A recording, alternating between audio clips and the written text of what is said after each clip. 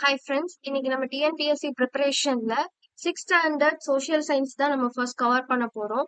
So term one in history, unit one வந்து what is history அப்படின்னு கொடுத்துருக்காங்க. So first பேசிக்கா ஹிஸ்ட்ரினா என்ன அப்படின்னு சொல்லி ஒரு காமன் மேனுக்கு நம்ம எக்ஸ்பிளைன் பண்ணாம அதையே நம்ம என்ன பண்ணிருக்காங்க அப்படின்னா ஒரு யூனிட்டா நமக்கு கொடுத்துருக்காங்க வாட் இஸ் ஹிஸ்ட்ரி அப்படின்னு சொல்லி. So after covering this unit நமக்கே ஹிஸ்ட்ரினா என்ன அப்படின்னு சொல்லி நமக்கு வந்து எக்ஸ்பிளைன் பண்ண தெரியும். ஸோ இதுல லேர்னிங் அப்ஜெக்டிவ்ஸ் என்னன்னு பாத்தீங்க அப்படின்னா, to know what history is all about. ஹிஸ்ட்ரினா என்ன அப்படின்னு நமக்கு தெரியணும். Next, to understand the importance of history. So ஹிஸ்ட்ரியோட இம்பார்ட்டன்ஸ் என்ன, ஏன் நம்ம ஹிஸ்ட்ரியை படிக்கணும். To learn about the life style of the prehistoric man. So ஒரு ப்ரீ ஹிஸ்டாரிக் மேனோடைய லைஃப் ஸ்டைல் எப்படி இருந்தது, ஸோ அவங்க எப்படி வாழ்ந்தாங்க அதை பத்தி நம்ம தெரிஞ்சுக்கிறோம். To know how painting portray the daily activities of the prehistoric man. So அந்த காலத்துல ஒரு ப்ராப்பர் ஓரல் கம்யூனிகேஷனோ ஒரு ரிட்டன் கம்யூனிகேஷனோ ப்ராப்பரா இல்லை. ஸோ அப்போ அந்த காலத்துல அவங்க எப்படி கன்வே பண்ணாங்கன்னா த்ரூ பெயிண்டிங்ஸ் தான். ஸோ அவங்க இருந்த கேவ்ஸ் ராக்ஸ் இதுல தான் என்ன பண்ணாங்க, பெயிண்ட் பண்ணி அது மூலமா தான் கன்வே பண்ணாங்க. ஸோ அந்த பிக்சர்ஸ் வச்சுதான் நமக்கு வந்து இப்போ அவங்களுடைய day to day life activities எப்படி இருந்தது அப்படின்னு நமக்கு தெரியுது. And finally, fifth point is to understand the importance of history and historical researches. So history ஓட இம்பார்ட்டன்ஸும் தெரியணும் அண்ட் ஹிஸ்டாரிக்கல் ரிசர்ச் பத்தியும் தெரியணும். ஏன்னா நிறைய ரிசர்ச்சஸ் வந்து இன்னுமே என்ன பண்ணிட்டு இருக்காங்க, பாஸ்ட் ஸ்டாண்டர்டா அண்டர்ஸ்டாண்ட் பண்றதுக்காக ரிசர்ச் பண்ணிட்டே இருக்காங்க. ஸோ அது அவங்க பண்ற அந்த ஒர்க்கோட இம்பார்ட்டன்ஸ் என்ன அப்படிங்கறதும் நமக்கு என்ன பண்ணணும் அப்படின்னா தெரியணும். ஸோ இதெல்லாம் கவர் பண்ணி வாட் இஸ் ஹிஸ்டரின்னு சொல்றதுதான் ஸோ நம்மளுடைய ஃபர்ஸ்ட் யூனிட். ஸோ நம்மளுடைய ப்ரீவியஸ் ஸ்டாண்டர்ட் பார்த்தோம், from first standard to fifth standard அப்படின்னா ஒரு டாபிக்கோ ஒரு கான்செப்ட் வந்து ஸ்டூடெண்ட்ஸ்க்கு சொல்லி தராங்க அப்படின்னா எப்படி கொடுத்துருப்பாங்க அப்படின்னா, ஸோ ஒரு பேசிக்கா தெர் இஸ் அ கான்வர்சேஷன் மாதிரி between a two person. So ஒரு ஷாப்கீப்பர் அண்ட் அ சைல்டு, ஒரு father to a child or a mother to a child, a grandmother to a child, ஒரு கிராண்ட் சைல்டு, இந்த மாதிரி தான் என்ன பண்ணிருப்பாங்க அப்படின்னா கான்வர்சேஷனா கொண்டு வந்திருப்பாங்க. ஸோ ஆஸ் அ கண்டினியூட்டியா நமக்கு சிக்ஸ் ஸ்டாண்டர்ட் அப்படிங்கிறது ஒரு அப்பர் பிரைமரி லெவல். ஸோ அதோட பேசிக்கா ஒரு like conversation between a mother and a child அப்படிங்கிற மாதிரி கொண்டு போய் அது போக நமக்கு என்ன பண்ணிருப்பாங்க அப்படின்னா என்ன பண்ணிருப்பாங்க கான்செப்ட்ஸ் அண்ட் ஃபேக்ட்ஸ் வந்து நமக்கு வந்து டீட்டெயில்டா எக்ஸ்பிளைன் பண்ணிருப்பாங்க த்ரூ இன்ட்ரோடக்ஷன் இன் திஸ் வேயா நமக்கு கொடுத்துருப்பாங்க. ஸோ நான் let me read and understand and explain you. Okay, so இங்க ஃபர்ஸ்ட் என்ன கொடுத்துருக்காங்க அப்படின்னா, Tamilini enters her room from school. Her mother, who was reading a book, greets Tamilini with a hug. She collects her school bag and asks Tamilini to refresh herself. She gives Tamilini some snacks to eat. She then asks Tamilini about the school activities of the day. So Tamilini is a child of her mother. So அவங்க தமிழினி என்ன பண்றாங்க அப்படின்னா school முடிச்சு அவங்க வீட்டுக்கு வராங்க. So அவங்க அம்மா அந்த டைம் என்ன பண்ணிட்டு இருக்காங்க, புக் ரீட் பண்ணிட்டு இருக்காங்க. ஸோ அவங்க வந்து அப்போ தமிழினிய பார்த்து she hugs her. So and அவங்க என்ன பண்றாங்க, அவளுடைய ஸ்கூல் பேக்ஸை கலெக்ட் பண்ணிட்டு நீ போய் ரெஃப்ரெஷ் பண்ணிட்டு வா, நான் சம் ஸ்நாக்ஸ் வந்து எடுத்து வைக்கிறேன் அப்படின்னு சொல்லியிருக்காங்க. தென் தமிழினி கிட்ட அவங்க அம்மா என்ன கேட்காங்க, ஸோ இன்னைக்கு ஸ்கூல்ல வந்து என்னென்ன ஆக்டிவிட்டிஸ் நீங்க பண்ணீங்க அப்படின்னு சொல்லி கேட்காங்க. அதுக்கு தமிழினி என்ன சொல்றாங்க அப்படின்னா, Tamizhini what subject did you study today. So நீ என்னென்ன சப்ஜெக்ட்ஸ்லாம் இன்னைக்கு கவர் பண்ணீங்க அப்படின்னு கேட்க முடியல. ஷீ செட் ஹிஸ்டரி மா. Oh nice, did you properly understand what is history. ஹிஸ்டரினா என்ன அப்படின்னு நீ அண்டர்ஸ்டாண்ட் பண்ணீங்களா ப்ராப்பரா அப்படின்னு கேட்காங்க. Yes, I understood something about history. Can you please tell me more about history. நீங்க இன்னும் மோரா எனக்கு ஹிஸ்டரினா என்ன அப்படிங்கறத பத்தி எக்ஸ்பிளைன் பண்றீங்களா அப்படின்னு ஒரு கான்வர்சேஷன் மாதிரி கிரியேட் பண்ணி அவங்க மதர் ஹிஸ்டரிக்குன்னா என்ன அப்படிங்கிற எக்ஸ்பிளனேஷன் வந்து நமக்கு லெசனா நமக்கு கொடுத்துருக்காங்க. ஓகே, ஸோ பிஃபோர் தட் ஹிஸ்டரியில இம்பார்ட்டன்டான ஒன் திங் அப்படின்னா டைம் லைன் அப்படிங்கிறது. டைம் லைன் ஹிஸ்டரி பொறுத்த வரைக்கும் டைம் லைன் அப்படிங்கிறது ரொம்ப ரொம்ப இம்பார்ட்டன்டான, இந்த டைம் டு இந்த டைம் இது நடந்தது. ஸோ அது அப்படி டிவைட் பண்ண முடியல. ஹிஸ்டரி புக்ஸ்ல நம்ம பார்த்தா மோஸ்ட்லி இந்த ஏஸ் ஏஸ் ஏடி சிஇ பிசி இந்த மாதிரி டெர்மினாலஜிஸ் வந்து நம்ம நிறைய யூஸ் பண்ணி பார்த்திருப்போம். ஸோ இது என்ன அப்படின்னா, ஸோ அது அப்படிங்கறத கொடுத்துருக்கிறத இந்த இன்ஃபோபிட்ஸ் பாக்ஸ்ல கொடுத்துருக்காங்க. Telling the time in history. Time in history is calculated in years using BC, BCE, before Christ or before Common Era, and ADCE, Anno Domini or Common Era. So for example, இப்ப at present நம்ம இப்ப எந்த இயர்ல இருக்கோம் அப்படின்னா 2026ல இருக்கும். So next year என்ன அப்படின்னா 2027, அதுக்கு அடுத்த இயர் 2028. இந்த மாதிரி என்ன பண்ணும், டேஸ் வந்து போக போக இயர்ஸ் இன்க்ரீஸ் ஆகிக்கிட்டே வரும். But in one point of time வந்து வேர்ல்டு எப்படி ஸ்டார்ட் ஆகி டைம் கேல்குலேட் பண்ண ஆரம்பிச்சாங்கன்னா, ஃபர்ஸ்ட் அந்த டைம் இந்த இயர் வந்து 2026னா அடுத்த இயர் என்ன ஆகும், 2025 ஆகும். அதுக்கு அடுத்த இயர் 2024. இந்த மாதிரி கிராஜுவலா டிக்ரீஸ் ஆகிட்டே வரும். ஸோ ஃபார் எக்ஸாம்பிள் இங்க கொடுத்துருக்காங்களா 2500, அப்போ இயர் வந்து 2025ல 500ல இருந்து தான் ஸ்டார்ட் ஆச்சா அப்படின்னு கேட்டா தட் இஸ் ராங். சோ அது இப்போ நம்ம வருஷம் வந்து எப்போ போய் எண்ட் ஆகும்னு கேட்டா நமக்கு தெரியாது. சோ எர்த் வந்து இன்னும் எத்தனை இயர் இருக்கும், தட் இஸ் அ மிஸ்ட்ரி, ஒரு இன்ஃபினிட்டி மாதிரி தான். சோ அதனால இது வந்து ஒரு ஐடியாலஜி சொல்றதுக்காக தான் 2500ல இருந்து 2500 வரைக்கும் கொடுத்துருக்காங்க. அதுக்கப்புறம் எர்த் இருக்காதா அப்படின்னா that is not for sure, அது நம்மளால எதுவும் சொல்ல முடியாது. பட் அந்த அண்டர்ஸ்டாண்டிங் கான்செப்டா இங்க கொடுத்துருக்காங்க. ஸோ 2500ல இருந்து எடுத்தோம் அப்படின்னா, ஸோ அப்படியே ஆயிட்டே இருக்கும். ஒவ்வொரு இயர் போக போக கிராஜுவலா என்ன பண்ணும், குறைஞ்சிட்டே வந்து at last it will reach a point of zero. So அந்த ஜீரோ ரீச் ஆனதுக்கு அப்புறமா என்ன ஆக ஆரம்பிச்சிரும், நெக்ஸ்ட் ஒவ்வொரு இயரா என்ன ஆக ஆரம்பிச்சிரும்னா நெக்ஸ்ட் இன்க்ரீஸ் ஆக ஆரம்பிக்கும். ஸோ அப்படிதான் அட் ப்ரெசென்ட் இப்ப நம்ம எங்க இருக்கோம் அப்படின்னா 2026ல இப்படி இருக்கும். ஸோ இதே மாதிரி கிராஜுவலா இயர்ஸ் வந்து இன்க்ரீஸ் ஆகும். ஸோ த பாயிண்ட் ஒரு இயர்ல இருந்து பிஃபோர் அந்த அட்டைனிங் த ஜீரோ, அந்த பாயிண்ட் தான் நம்ம என்ன சொல்றோம் அப்படின்னா before Christ or before common எரா அப்படின்னு நம்ம சொல்றோம். அண்ட் அதுக்கப்புறம் இருக்கக்கூடிய இயர், அது ஜீரோக்கு அப்புறம் இருக்கக்கூடிய எல்லா இயருமே காமன் எரா ஆர் அன்னோ டொமினி அப்படின்னு நம்ம சொல்றோம். ஓகே, சோ நம்ம எல்லாருமே இப்ப இருக்கிறது வந்து ஏடி தான் இருக்கும், தட் இஸ் காமன் எரால தான் இருக்கும். ஸோ ஹிஸ்டரி புக்ல பார்த்தாலே நமக்கு தெரியும், இந்த பிசி ஏடி, இந்த பிசிஇசி, இந்த டெர்மினாலஜிஸ் வந்து மென்ஷன் பண்ணிருப்பாங்க. ஸோ இதுல இருந்தே நமக்கு தெரியும், இந்த டெர்மினாலஜி பார்த்தாலே நமக்கு ஃபியூச்சர்ல வரக்கூடிய கான்செப்ட்ஸ் லெசன்ஸ் படிக்கும் விஷயம் நமக்கு என்ன பண்ணணும், அண்டர்ஸ்டாண்ட் ஆகும். Okay, next one, to you no so what is history அப்படின்னு சொல்லி எக்ஸ்பிளனேஷன் கொடுத்துருக்காங்க. ஹிஸ்டரினா என்ன? So history is the study of past events in chronological order. The word chronological order அப்படிங்கிறது ரொம்ப இம்பார்ட்டன்ட். பிகாஸ் ஹிஸ்டரினா எல்லாத்துக்கும் தெரியும், பாஸ்ட் பத்தி படிக்கக்கூடியதுதான். அது எப்படி படிக்கணும்னா chronological order, that is coherent ஆர்டர்ல படிக்கணும்.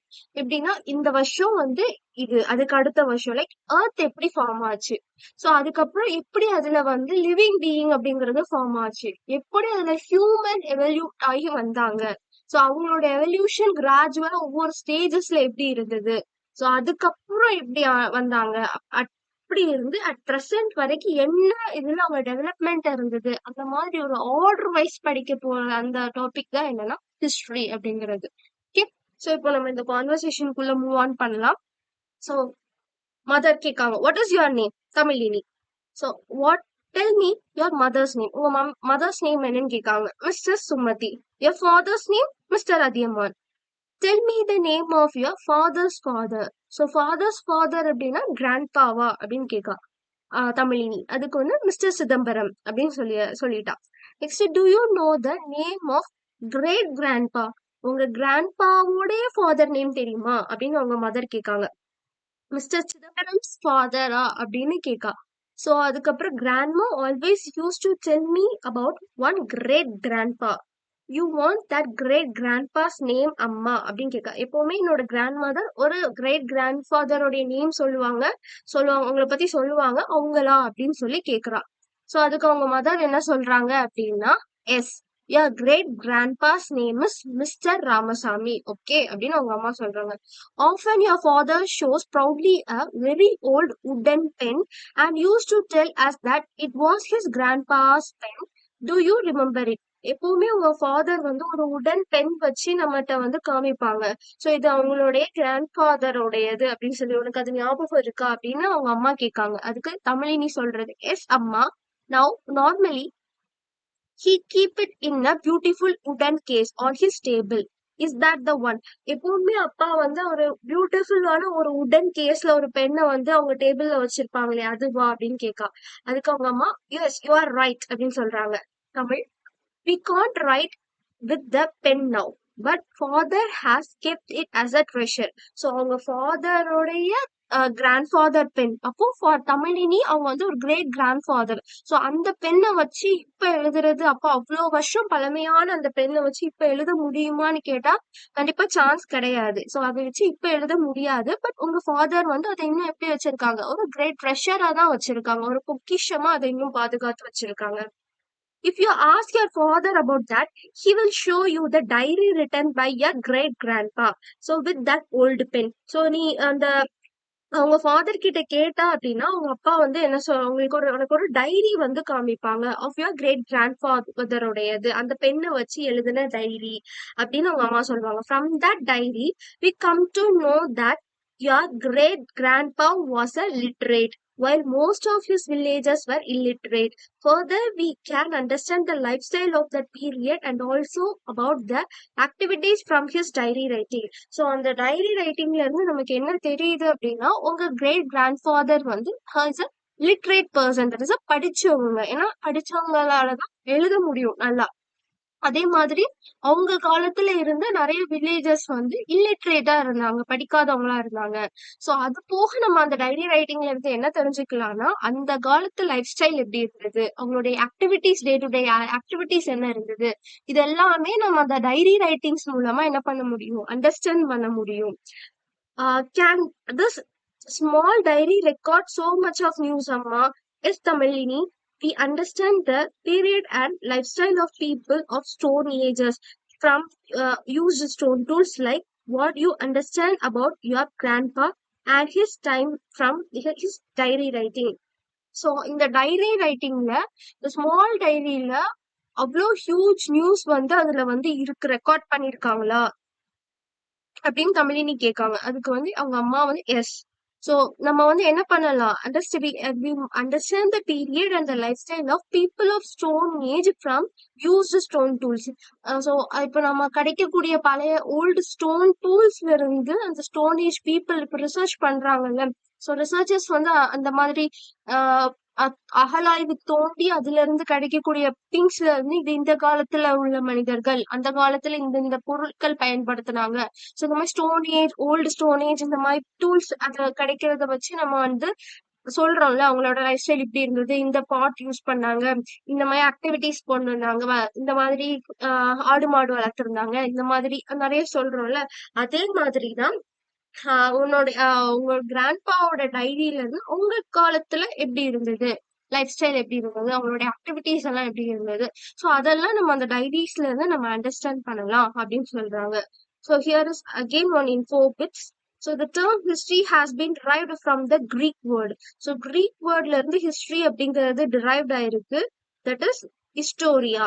தட் இஸ் மீனிங் அது என்ன அப்படின்னா லேர்னிங் பை இன்க்யூரி, ஆராய்ந்து அறியறது தான் என்ன அப்படின்னா ஹிஸ்டரி அப்படிங்கிறது.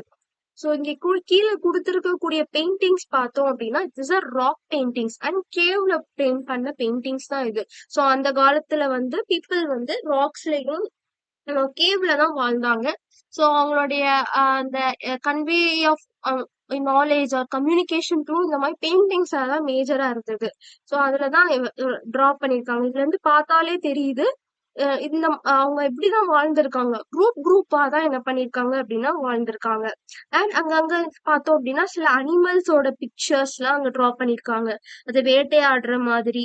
இதுல இருந்து நமக்கு என்ன தெரியுது அப்படின்னா they have lived in a group and they have hunting as a major அவங்களோட ஆக்குபேஷனா என்ன பண்ணிருக்காங்க அப்படின்னா கொண்டு வந்திருக்காங்கன்னு நமக்கு தெரியுது.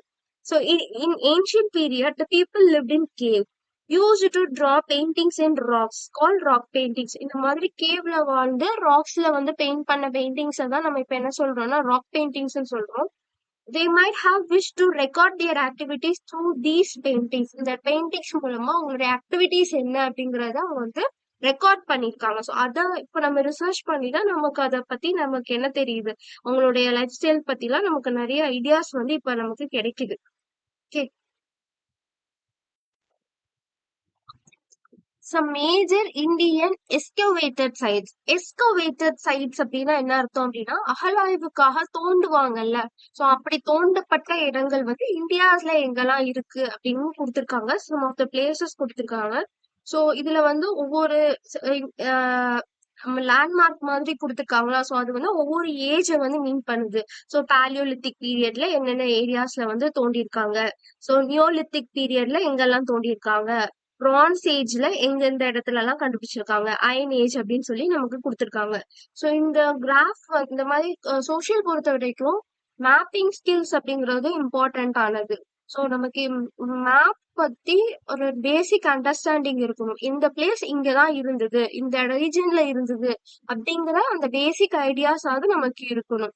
ஆனா இந்த மேப்க்கு கீழே நாட் டு ஸ்கேல்னு சொல்லியிருக்காங்க. தட் இஸ் ஒரு ப்ராப்பர் ஸ்கேலிங்ல இந்த மேப் கொடுக்கல. பிகாஸ் இப்போ ஸ்கேல்டு மேப்பா இருந்தது அப்படின்னா, இப்போ நம்ம ஸ்கேல்ல நம்ம நார்மல் ஸ்கேல் இருக்குல்ல, ஸோ அதை வச்சு இங்க இருந்து இப்போ இப்போ நம்ம டெல்லி மார்க் பண்றோம்னா நார்த் சைட்ல இருந்து இங்க இவ்வளவு டிஸ்டன்ஸ் நம்ம எடுக்கணும், இவ்வளவு சென்டிமீட்டர் எடுக்கணும். ஸோ ஈஸ்ட்ல இருந்து இந்த இவ்வளவு சென்டிமீட்டர் எடுத்து இங்க ஒரு பாயிண்ட் வச்சோம்னா அதுதான் டெல்லி அப்படின்னு நம்ம மெஷர் பண்ணி சொல்லலாம். So it is a scaled மேப்பா இருந்தா. ஸோ இது நாட் டு ஸ்கேல் மேப். இதுல அப்படி மெஷர் பண்ணக்கூடாது. அப்படி மெஷர் பண்ணி இந்த மாதிரி நாட் ஸ்கேல்டு மேப்ல மார்க் பண்ணோம் அப்படின்னா பிளேசஸ் வந்து தப்பா தான் வரும். ஸோ அதுக்காக தான் நாட் டு ஸ்கேல் அப்படிங்கறத மென்ஷன் பண்ணிருக்காங்க. ஸோ மேப் பொறுத்த வரைக்கும் என்ன பிளேசஸ் எந்தெந்த இடத்துல இருந்தது அந்த மாதிரி ஒரு பேசிக் அண்டர்ஸ்டாண்டிங் வைஸ் நம்ம தெரிஞ்சு வச்சுக்கணும். ஓகே. ஸோ புசாஹோம் புசாஹோம் எங்கெல்லாம் எக்ஸ்கவேட்டட் சைட்ஸ் இருக்கு அப்படின்னு சொல்லி கொடுத்துருக்காங்க. லோத்தல், மேக்ரா, ஹோல்திவா, மகாகரா, சியாண்ட், பிம்பெட்கா, குணசகி வேலி, ஹலூர், பிரம்மகிரி, பழையம்பள்ளி, அர்த்திரம்பாக்கம், ஆதிச்சநல்லூர், டயோஜலி, ஹேடிங். ஸோ இந்த பிளேசஸ்லாம் என்ன பண்ணிருக்காங்க அப்படின்னா இந்தியன் எஸ்கவேட்டட் சைட்ஸ் வந்து இருக்கு. ஓகே. ஸோ என்னென்னது இப்போ குஜராத் பக்கத்துல லோத்தல் இருக்கு. ஸோ இந்த மாதிரி ஒரு பேசிக் அண்டர்ஸ்டாண்டிங் வந்து நமக்கு கிடைக்கணும். ஓகே.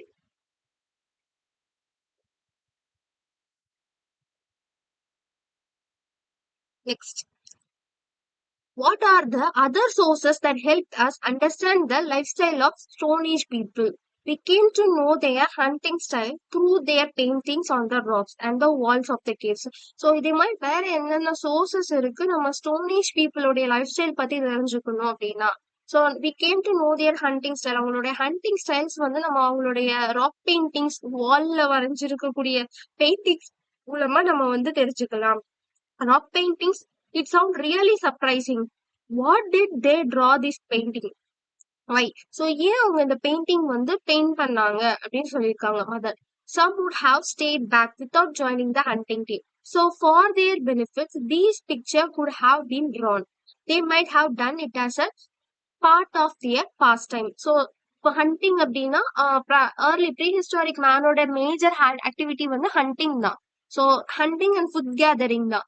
ஸோ அந்த டைம்ல ஹண்டிங் டீம்ல ஜாயின் பண்ணாம சில பேர் என்ன பண்ணிருப்பாங்க, கேவ்ல இருந்திருப்பாங்க. ஸோ அப்ப அவங்களுடைய டைம் பாஸுக்காக தான் அவங்க இங்க இருந்து அங்க நடக்கிறதெல்லாம் பார்ப்பாங்க. அப்சர்வ் பண்றதுதான் அவங்களோட வேலை. நேச்சரை எல்லாத்தையும் அவங்க அந்த ஹோல் டே ஃபுல்லா உட்காந்து எல்லாம் அப்சர்வ் பண்ணிட்டு இருக்கிறது தான் அவங்களோட ஒர்க். ஸோ அப்ப அவங்க அப்படியே அப்சர்வ் பண்றத என்ன பண்ணுவாங்க அப்படின்னா அவங்களோட டைம் பாஸ்க்காக என்ன பண்ணிருக்காங்க, அப்படியே என்ன பண்ணிருக்காங்க, கேவ்ஸ்ல டிரா பண்ணிருக்காங்க. அததான் இப்போ வந்து நமக்கு ஒரு ஒரு ரிச் சோர்ஸ் ஆஃப் எவிடன்ஸ் வந்து நம்ம வந்து ப்ரீ ஹிஸ்டாரிக் ஆக்டிவிட்டிஸ் பத்தி அண்டர்ஸ்டாண்ட் பண்றதுக்கு நமக்கு ஹெல்ப்ஃபுல்லா இருக்கு. ஓகே.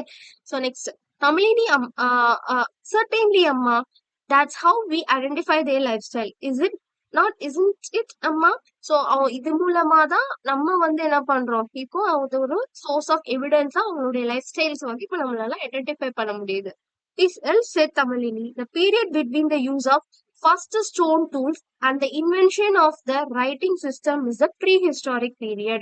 So history அப்படின்னாலே study of past. அது என்ன prehistoric period அப்படின்னா the first use of stone toolsல இருந்து ஒரு ப்ராப்பர் ரைட்டிங், அதாவது ப்ராப்பர் ரைட்டிங் சிஸ்டம் சொல்ல முடியாது, ஒரு ரைட்டிங் சிஸ்டம் வர்றதுக்கு முன்னாடி வரைக்கும் உள்ள அந்த பீரியடை தான் நம்ம என்ன சொல்றோம் அப்படின்னா ப்ரீ ஹிஸ்டாரிக் பீரியட்னு சொல்றோம். The period between the usage of the first stone tool இருந்து invention of writing system தான் we are calling at prehistoric period. And the stone tools, excavated materials and the rock painting are the major sources of prehistoric period. So prehistoric period ஓட major sources பார்த்தோம்னா stones தான். ஸ்டோன்ல use பண்ண tools. So excavated materials, அதாவது அந்த அகழாராய்வு பண்றதுக்கு use பண்ற எஸ்கவேட்டட் materials, கல்லு, அவங்க நிறைய டூல்ஸ் வந்து மேக் பண்ணி வச்சிருப்பாங்க, ஷார்ப் பண்ணி கல்லெல்லாம். அதுதான் நம்ம என்ன சொல்றோம் அப்படின்னா எக்ஸ்கவேட்டட் மெட்டீரியல்ஸ் சொல்றோம். அண்ட் ராக் பெயிண்டிங்ஸ், அந்த ராக்ஸ் கேவ்ஸ்ல டிரா பண்ண பெயிண்டிங்ஸ், இந்த மூணு தான் are the major sources of prehistoric period. Again, we are having another one info bits. This is numismatics. The study of coins is called numismatics. And epigraphy. Epigraphy means the study of inscription. Inscription meaning is a kalvettu. So kalvettu பத்தி படிக்கிறது, that is epigraphy. Numismatics is the study of coins. Okay. Okay. Next one is the sources of history. History oda sources enna? So there are two major classification of sources. One is the archaeological sources, another one is the literary sources. So archaeological sources under என்னெல்லாம் வருது அப்படின்னா artifacts, inscription, coins, monuments. Artifacts அப்படின்னா அது அவங்க அந்த காலத்துல use பண்ண பாட்ரிஸ், பானைகள், டாய்ஸ், டூல்ஸ், ஆர்னமெண்ட்ஸ், இதெல்லாமே நமக்கு ஆர்டிஃபேக்ட்ஸ் அண்டர் வருது. அண்ட் அந்த காலத்துல யூஸ் பண்ணக்கூடிய coins. And monuments mean places, ஒரு லைக் பில்டிங்ஸ், பேலஸ், இந்த மாதிரி இருக்கிறது. So palace example Thirumalai Nayakkar Mahal, fort Vellore fort, temple Thanjavur temple, stupa Sanchi. So stupa Sanchi, so இது வந்து அசோகா பீரியட்ல உள்ள one of the statue. Okay. And monastery, டேப் ஹேங். ஸோ இந்த மாதிரி மொனியூமெண்ட்ஸ் எல்லாமே இதெல்லாம் இப்போ இருக்கு நிறைய. ஸோ இதெல்லாமே அந்த காலத்துல பீப்புள் எப்படி இருந்தாங்க அதை பத்தி அண்டர்ஸ்டாண்ட் பண்ணக்கூடிய ஒரு ஹிஸ்டாரிக்கல் சோர்சஸ் தான். ஓகே. ஸோ இன்ஸ்கிரிப்ஷன்ஸ் பார்த்தோம் அப்படின்னா ராக்கெட்டிக்ஸ், டெம்பிள் வால் இன்ஸ்கிரிப்ஷன், மெட்டால் பில்லர், காப்பர் பிளேட்ஸ், இதெல்லாமே இன்ஸ்கிரிப்ஷன் கல்வெட்டுகளா இருக்கு. எப்பவுமே நிறைய கோயிலெல்லாம் நம்ம பார்த்தோம்னா நிறைய கல்வெட்டுல நிறைய எழுதியிருப்பாங்க. ஸோ அதை நிறைய ரீட் பண்ணி பார்த்தோம்னா நமக்கும் நிறைய அந்த அந்த அந்த காலத்து ஐடியா, பீப்புளோடைய லைஃப் ஸ்டைல் பத்தி நிறைய ஐடியாஸ் நமக்கும் கிடைக்கும். லிட்ரேச்சர் சோர்சஸ் பார்த்தோம் அப்படின்னா epics and poems, account by foreign travellers.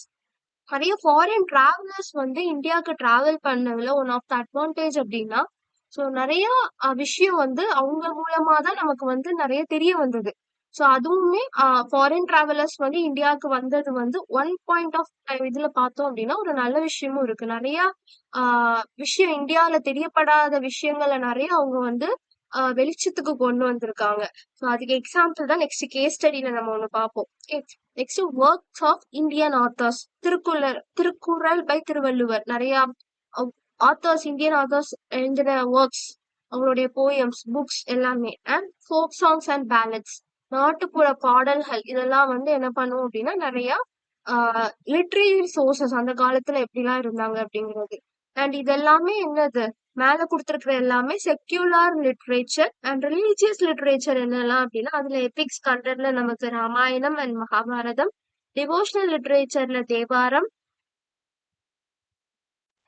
4000 Divya Prabandham and Thiruvasagam. These are the religious literature. மேல இருக்கிறது எல்லாமே secular literature. Material emperor Ashoka. So this is a case study. So the most famous ruler of ancient India was Emperor Ashoka. It was during his period that Buddhism spread to different parts of Asia. So ஏஷியால Buddhism வந்து spread பண்ணப்பட்ட major period என்ன அப்படின்னா அசோகாவோட period தான். So அவர் one of the ஏன்ஷியன்ட்ல இந்தியாவுடைய ஃபேமஸ் ரூலர் தான் யாரு அப்படின்னா Ashoka. So Ashoka gave up war after seeing many people experiencing death after the Kalinga war. He embraced Buddhism and then devoted his life to spread the message of peace and dharma. His service for the cause of public good was exemplary. He was the first ruler to give up war after victory. So Ashoka அப்படிங்கிறவர் தான் first ruler.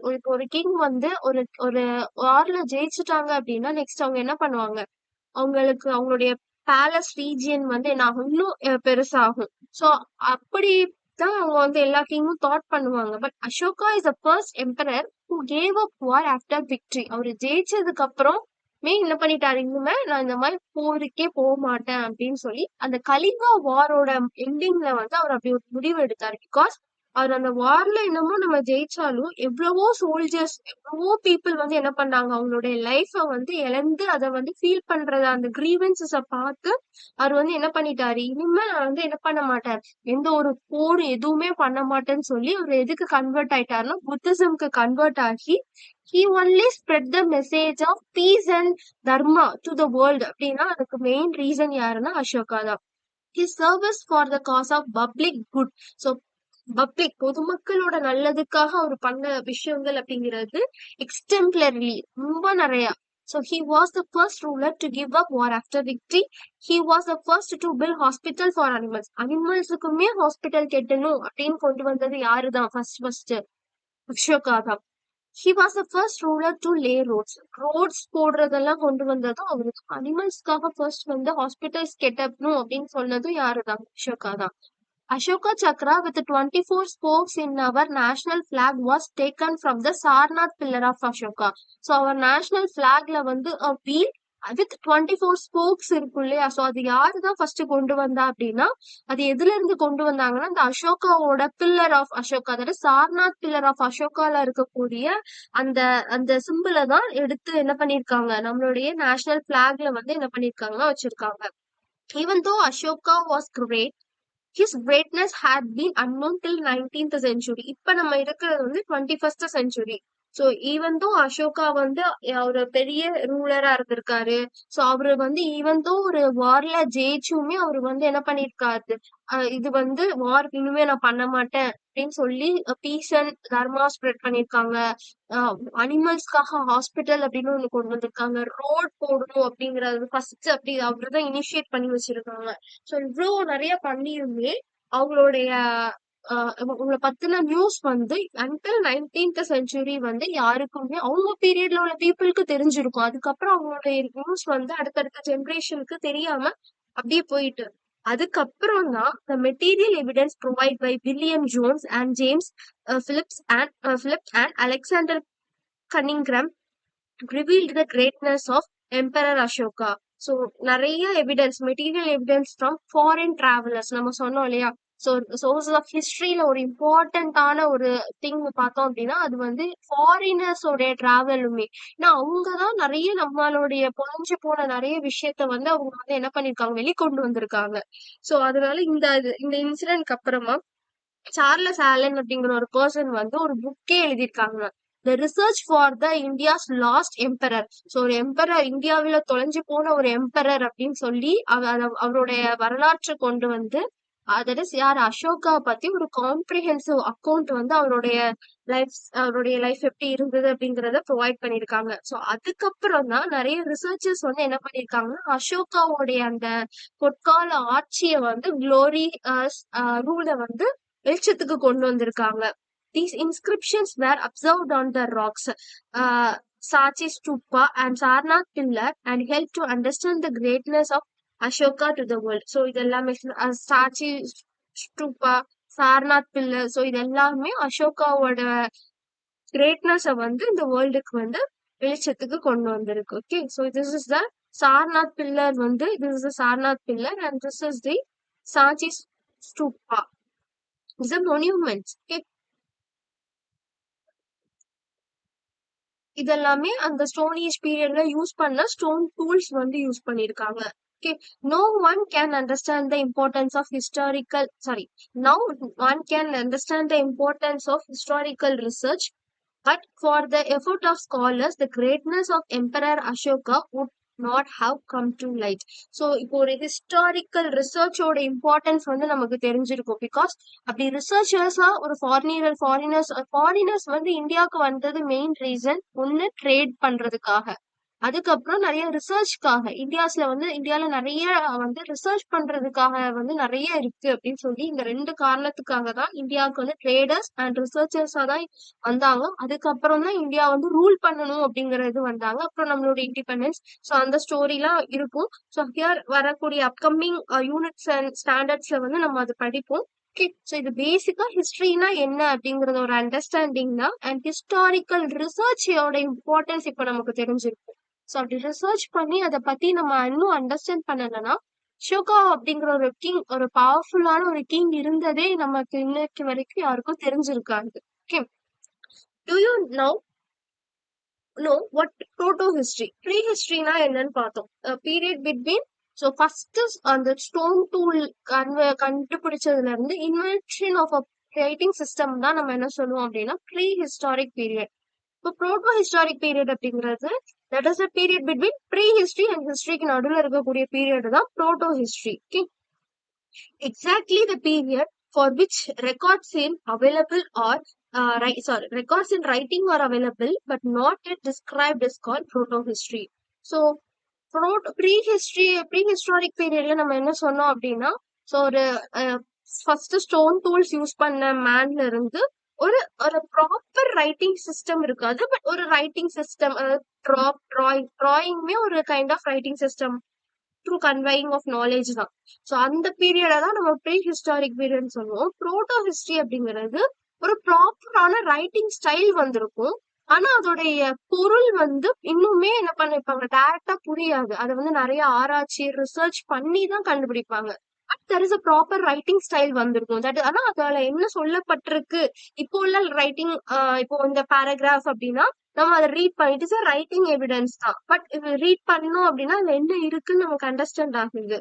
So இந்த period வந்து இப்போ இருக்க period ஒரு proper writing system இருக்கு, but அந்த பீரியட்ல எழுதி இருக்கிறது ஒரு ப்ராப்பர் ரைட்டிங் இருக்கும், பட் பார்த்த உடனே அதுல என்ன மீன் பண்ணிருக்காங்க அப்படிங்கிறது நமக்கு புரியாது. தட் இஸ் அந்த பீரியட் தான் நம்ம ப்ரோட்டோ ஹிஸ்டரி அப்படின்னு நம்ம சொல்றோம்.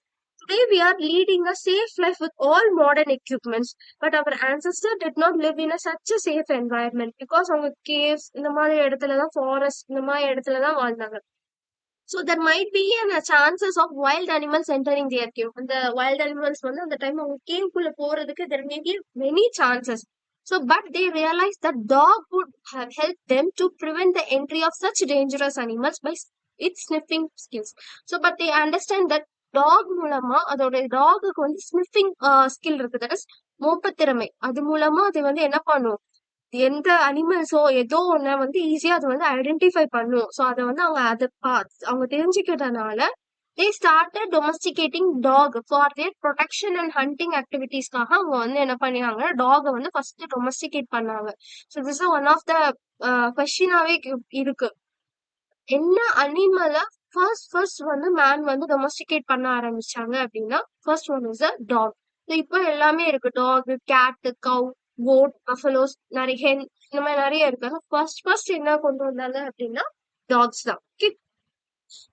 From this, we also know how inscription, monuments, copper plates account for foreigners and foreign travelers, and folktales play a vital role in constructing and reconstructing history. So இது மூலமா தெரியுது இதுதானே. ஸோ எப்படி ஒரு இன்ஸ்கிரிப்ஷன், ஒரு மொன்யூமெண்ட்ஸ், ஒரு காப்பர் பிளேட்ஸ், ஒரு foreign travellers உடைய வருகை, இதெல்லாம் அந்த பழைய காலத்து ஃபோக் டெய்ல்ஸ், நாட்டுப்புற எல்லா மூலமா நமக்கு வந்து எப்படி நம்ம ஒரு ஹிஸ்டரிய கன்ஸ்ட்ரக்டிங் அண்ட் ரீகன்ஸ்ட்ரக்டிங் பண்ண ஹெல்ப் பண்ணுது அப்படின்னு நமக்கு புரிஞ்சிடுச்சு. So now I completely understand what is history அம்மா அப்படின்னு Tamilini the girl finish it and thank you அம்மா சொல்லி முடிச்சிட்டாங்க. Okay, so summary of this lesson பார்த்துடலாம். இந்த யூனிட்ல என்ன பார்த்தோம் அப்படிங்கறத ஒரு லைனா explain பண்ணிருப்பாங்க. The lifestyle of prehistoric people can be understood from stone tools, rock painting, fossils, and other excavated materials. Proto-history is the period between prehistory and history. Early humans domesticated dogs for their protection and hunting activities. Material Emperor Ashoka followed the path of peace and dharma. Ashoka Chakra with the 24 spokes in our national flag was taken from the Sarnath pillar of Ashoka. And glossary. So sources அப்படின்னா a person, place, text or some object from which some data can be extracted. So ஒரு sources அப்படின்னா அது ஒரு பொருளா இருக்கலாம், ஒரு பிளேஸா இருக்கலாம். So something அதுல இருந்து நம்ம ஒரு டேட்டா வந்து we can able to extract it. அதான் நம்ம என்ன சொல்லுவோம்னா சோர்சஸ் அப்படின்னு நம்ம சொல்லுவோம். ஒரு ஹியூமனை கூட ஒரு சோர்சஸ் சொல்லலாம், resource sources. Person well in knowledge அப்படின்னா ஹீஸ் அ ரிசோர்ஸ் பர்சன். ஏதாவது ஒரு டாபிக் வந்து டெலிவர் பண்ண வந்திருக்காங்கன்னா ரிசோர்ஸ் பர்சன் அப்படின்னு நம்ம சொல்றோம்ல. So that is resources. Some useful information we can be extracted from that particular person. Okay. Next one is an ancestor, a person related to you who lived a long time ago. Dharma, righteousness, monument, a statue, building, or other structure built by a notable person. Inscription, written records engraved on stone, pillars, clay, or copper tablets, caves, and walls of temple.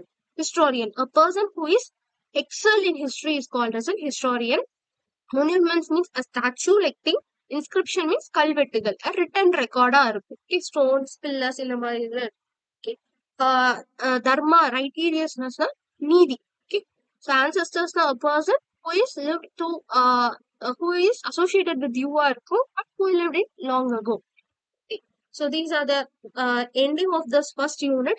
So next video I will explain about the exercises for this unit. So thank you.